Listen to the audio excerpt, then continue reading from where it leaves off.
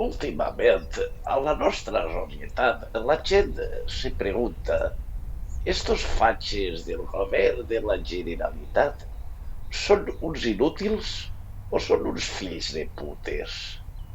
Alguns han dit que són perillosos per inútils, però són realment uns inútils o són un tall de cabrons que saben molt bé el que fan?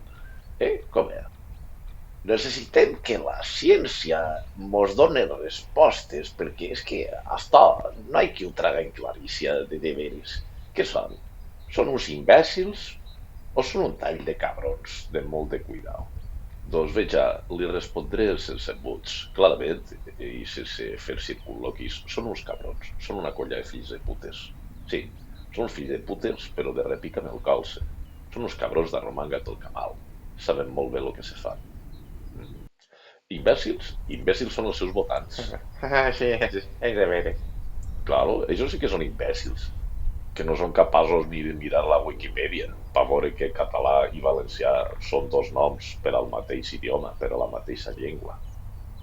Però Rovira, nah, Rovira no, Rovira sap molt bé el que diu.